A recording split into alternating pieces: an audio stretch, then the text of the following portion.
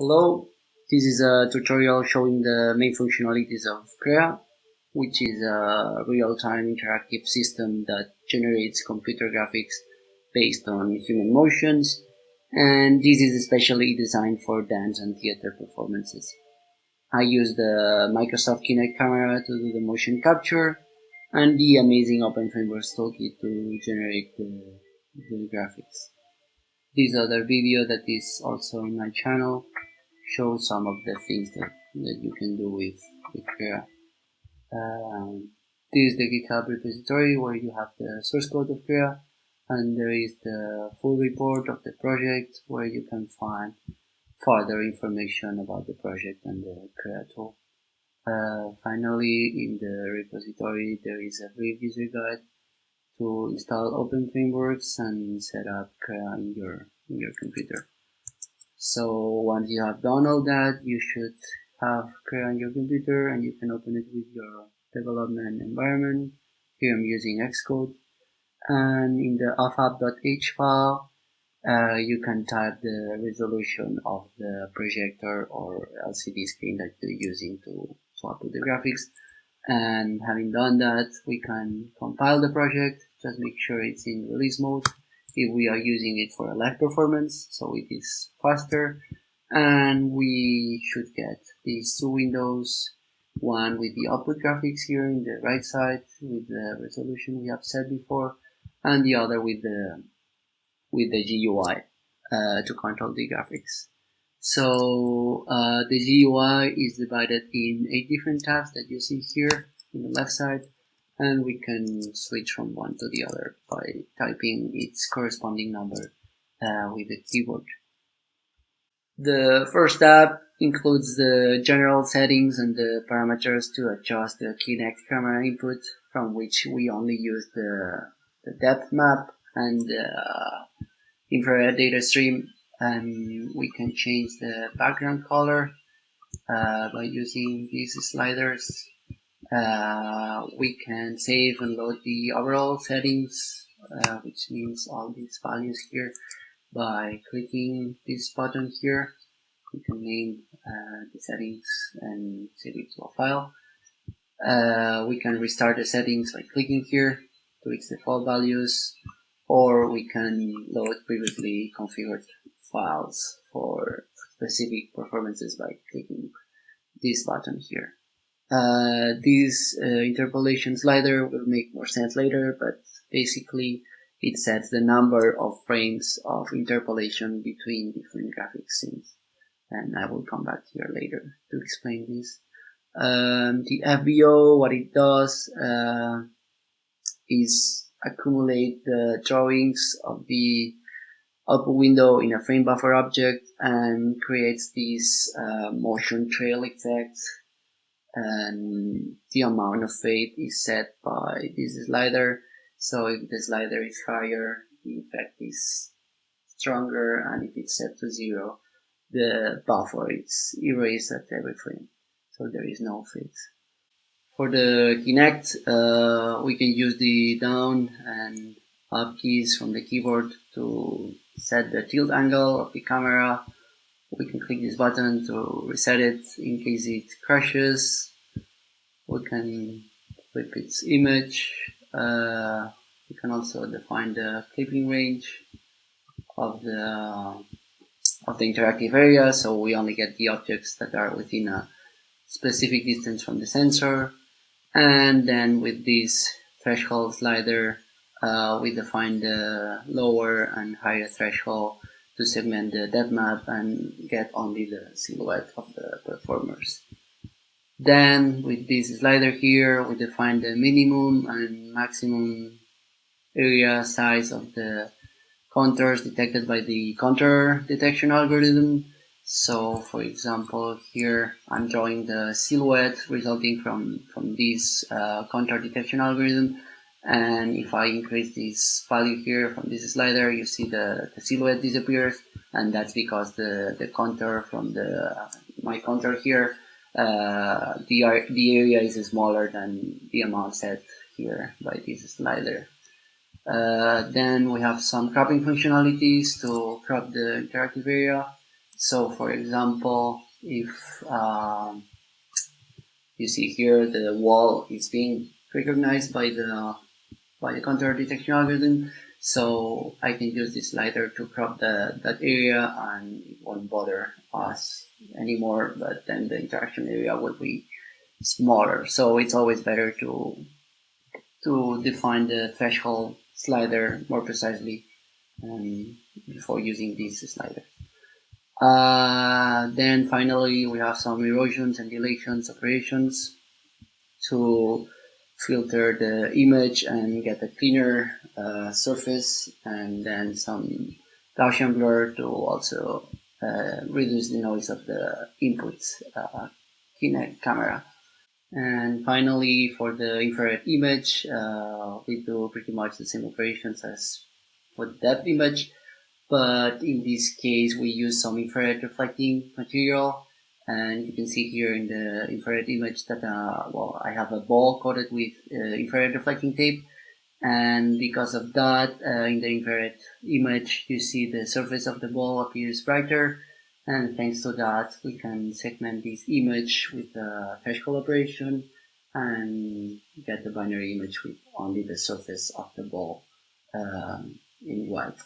Then with some erosions and dilations again, we get a cleaner surface of the ball, and with the contour detection algorithm we get the position of this white surface, and applying a tracking algorithm that comes with the OFXCB add-on from Kylie McDonald, we can track the position of the ball and then get the velocity of the markers, so we can use them later for generating graphics. So this tracking algorithm has two main variables. These are persistence and max distance. And basically what they do here, I have the color of the marker defines the label it has. And with the persistence slider, we define the number of frames the tracker has before forgetting the label of the marker. So in this case, if you see the marker disappears, but the label still is there and it assigns it again. If the persistence is low, you will see that if it disappears long time, it gets a new label. For the max distance, the difference with the max distance is that the max distance determines how far the marker can move from one frame to the other until the tracker assigns considers it a new label. So if, for example, this is low and this moves a lot, you will see it assigns a new label. And then with this checkbox, I control the path of the marker label. And in the second tab, we have different functionalities to record the gestures done with the markers and the gesture follower functionality, but this is still in a development phase, so I won't talk about it. But what is really important about this tab is the QList functionality that allows us to have a list of different graphic settings that we might like for a specific performance. Here I have different things that I have previously configured, emitter marker, same but with different behavior, some fluids, and etc. etc. So if we want to modify one of these Q files, for example, we can just go to the Q file that we wanted to modify.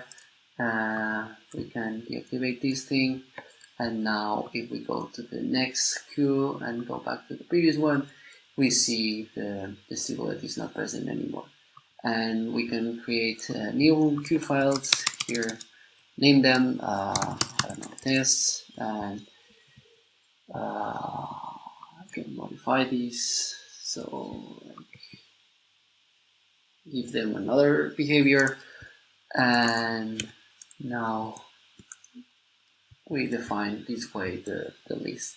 Now I can delete this one, I can save them to the file system, load previous ones, and the great thing about this functionality is that we can also interpolate from one Q file to the next one by clicking this button here, Go button. So this will be one. If I click the Go button, which is the same as pressing the spacebar, you see, well, it interpolates between the two in a nice way. And here, if we go to the meter class here, and you see when I press the spacebar, all the values interpolate in the number of frames that we specified before here in this slider. So now it's 30, so in 30 frames we interpolate from one to the other. And then also just mention that to switch from one to the other, we can also press the left and right arrows of the keyboard. And the third panel contains all the settings to control the optical flow, the fluid solver, and fluid simulation parameters that come from the amazing OFX Flow Tools add-on that I use to simulate fluids and compute the optical flow using shaders in the GPU. And I won't enter into all the details of what all these parameters do, but if you want further information, you can check the report of the project that I showed you before to get more information. Basically, the most important things here are these eye icons on top of each of the parameters that activate or deactivate each of the functionality of the corresponding panel. So, for example, if we don't have to use the optical flow for that specific graphic setting or the fluid simulation, we can deactivate that feature so the frame rate is higher. Then for the optical flow, these are some of the most important things. This slider here defines the scale offset of the flow field, so if we set it higher, the optical flow will have a stronger effect. And then these two sliders blur the flow field by blurring temporarily and especially the vectors. And then with this we can show the color of the vector flow field. And here the velocity mask is another important feature that we use to inject fluid in the areas where there is some motion. Here you see in white the areas where there is motion, and also I use this feature to emit particles in these areas. So you see here I use the contour detection algorithm to detect these areas, and I create particles in the areas where there is motion. The fluid solver contains the settings to specify the physical properties of the fluid. And first I will deactivate the particles. And the most important things here are these sliders to change the general color of the fluid. Here you can see fluid. We can also change its general opacity, and there are also here these sliders to change the fluid, the density injected from the silhouette contour, which is different from that is the general color of the overall fluid. So this is the injected color that comes from the velocity mask, and we can set that with these sliders, and by activating this checkbox we insert random density colors. Then here from the fluid physical properties, the most important things, viscosity defines the resistance of the fluid, also known as thickness. So if we set it higher, the fluid is more resistant to move than if we put it low. Then vorticity is known as the spinning and rotation of the fluid, and this slider defines the vorticity confinement, which is the thing that makes this vorticity last longer. So as we see, if we put it higher, the vorticity effect is more noticeable. Then the dissipation slider makes the density of the fluid decay faster or take longer time. So if we low, the fluid density will last longer. Then the smoke buoyancy is the forces that are created because of the difference in temperature between the fluid and the ambient temperature, and this help in simulating kind of smoke simulations. And then with these two sliders we add some gravity to the fluid. These define the maximum values that the parameters of the fluid can take, and this changes the density using the pressure field of the fluid, and this the vorticity. And finally, we can show the textures corresponding to the state fields that describe the fluid behavior. And this one right here contains the fluid velocities. This one is the same thing, but we draw vectors in certain positions of the texture to represent the fluid velocities. This is the pressure state field. This is the temperature, where you can see the smoke, and finally the vorticity confinement that help in describing the fluid behavior. Now let me change to this other graphic setting, fluid marker, that is already configured to look more beautiful. The only difference with the other one is that now this checkbox is set to infrared marker, which means the fluid is injected in the infrared marker positions using the marker velocities. And here in the next tab, we activate the drawing of the fluid. Otherwise, we will only draw the particles if it is activated. And with these settings here, we define how we inject the fluid to the fluid solver from the markers positions. With this, we define the color that is injected. This is the opacity. With this, we define the strength of the new injected density to the previous density state field. This sets the radius of the density injected. The edge slider changes the borders of the injected density, so it's more smooth. Maybe if you see here, you get a better idea of what I'm mentioning here. In this image, the edge slider is set higher, so you can see the borders look more soft. So back to the GUI. For the velocity, it's the same thing. We define the strength of the velocity coming from the marker, its radius of influence, the edge slider, and the same for the temperature. In the case of fluid particles panel, this is pretty straightforward. Earth change makes creates more particles. This slider makes the particles more likely to burn if there is velocity. So if it's low, the particles won't get burned if there is a high velocity. If we put it high, as higher the velocity it is, the more likely it will be that new particles are born. Lifetime, it's straightforward. It defines the lifetime of the particles. This randomizes the lifetime of the particles. This defines the mass of the particles. If it's low, the particles will move faster because have a lower mass and size, and randomness of the size of the particles.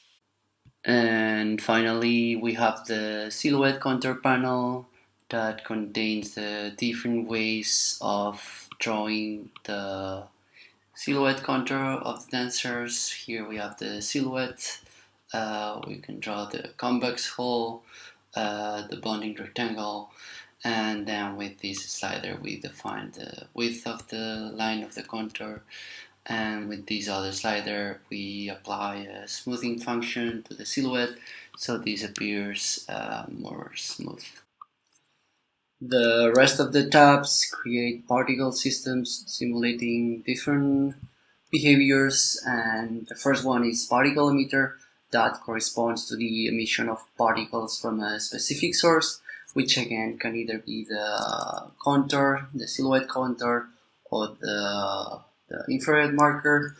And with these sliders here, we can define the color of the newborn particles, the general opacity, the number of particles born every second.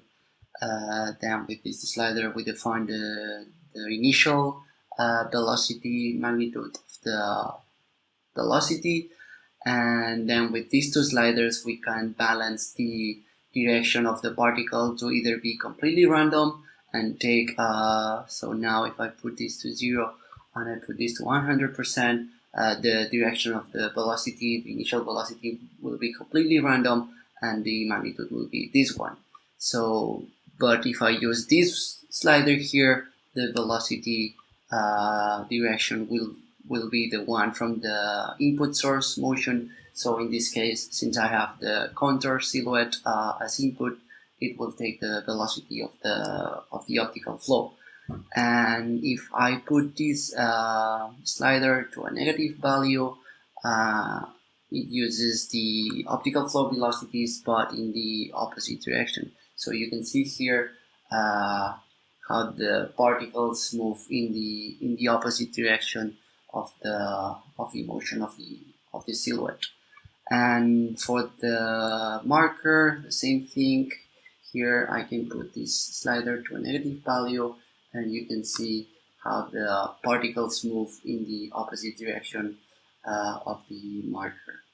And then with this slider here, I can change the emitter size, so the area of the emission of the marker. And then with these checkboxes, I can define the way the particles are emitted. So I can put this so all the time there are particles being born.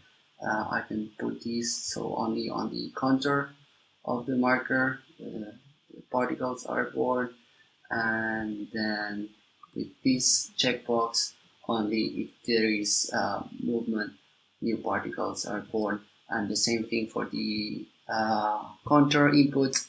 If I put it to all the time, the particles are born inside the silhouette all the time. If I put contour, only on the contour of the silhouette, and if I put movement, only if there is some motion in the motion areas. And with this meter size, the surface where the particles are born is more blurry.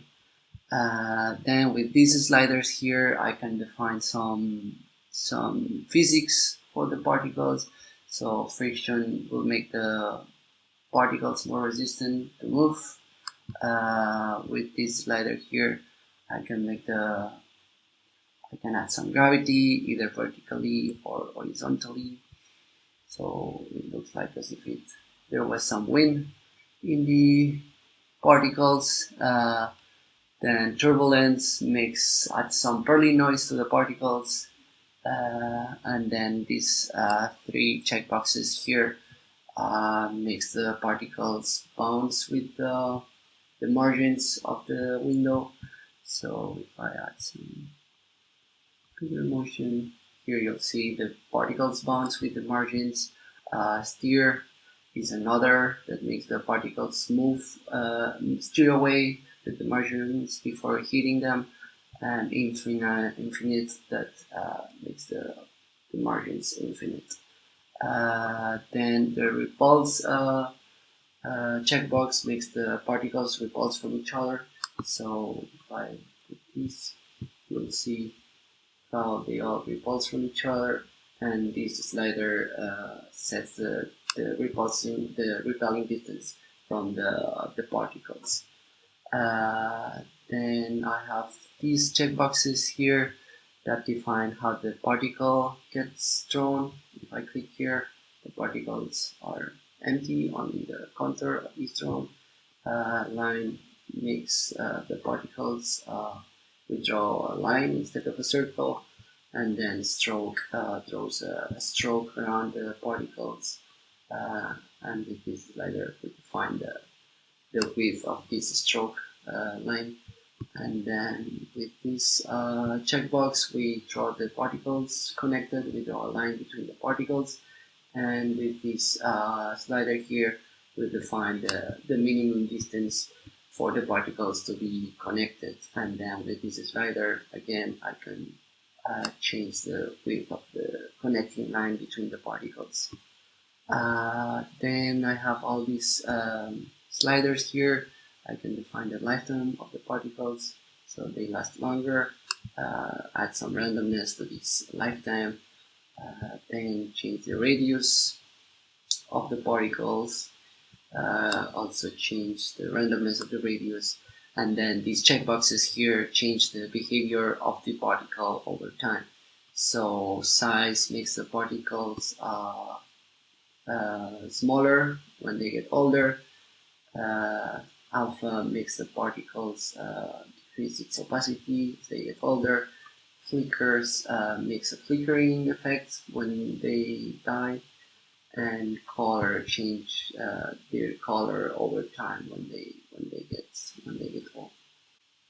And then finally we have these parameters here that we can use to add some extra interactions to the already created particles, and we have to click this checkbox here in order to activate these interactions. And then depending on which input source we have here, the behavior of these interactions will be a bit different. The first interaction makes the particles respond to the input source flow velocities.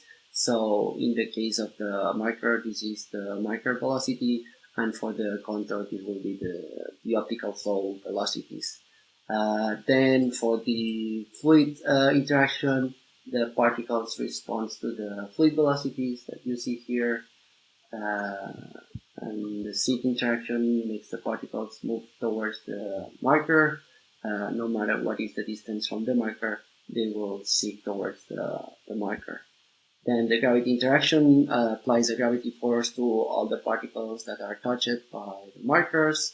Attract interaction makes the particles that are within the marker radius get attracted, and we can define this radius by using this slider. Then repulse interaction makes applies a repulsion force from the marker radius, and finally bounce interaction makes the particles bounce with the silhouette contour, but this will make more sense later for the animations particle system. The next step creates a grid of particles with infinite lifetime, and in this case the infrared marker and the contour input only affect in the way we interact with the particles. The number of particles in the grid is inversely proportional to this value here set by the resolution slider. So if the resolution is higher, the particles will be less. There will be less particles in the grid. These parameters here are the same as for the emitter particles, and the only difference here is this checkbox that makes the particles return to its original position, and this slider sets the force of this motion. And then finally, just mention that if we want to use the fluid interaction for the contour input source, we just have to make sure that here in the fluid solver we have as input source also the contour, and then if we move, it will use the fluid velocities of the contour as input. And then the next step creates a particle system simulating a fogging behavior, and we can define the number of particles we want to create with this slider, and these are all the parameters that define the fogging behavior, which is based on the three simple rules of separation, attraction, and alignment.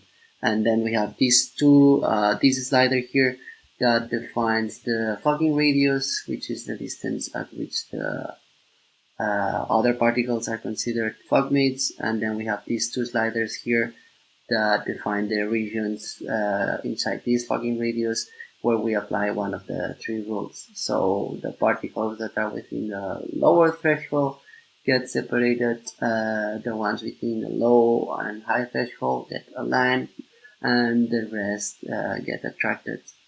And with these three sliders, we define the strength of each of the three rules of the fogging behavior. The rest of the controls are the same as for the other particle systems, and we can interact with the particles using the same parameters as before. And finally, we have the particle animations that contain three different predefined animations, which are rain, snow, and explosion. And we can define the number of particles that are created every second on the top of the window by using this slider. And with this slider here, we define the number of particles that are created at once for the explosion animation. And then we have all these parameters here that do the same as for the previous systems.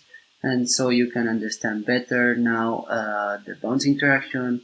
If I activate the bounce interaction, here you can see how the particles bounce with the silhouette counter. And that would be all for now. And again, please refer to the full report of the project if you want further information, and feel free to contact me for any questions. Have fun. Goodbye.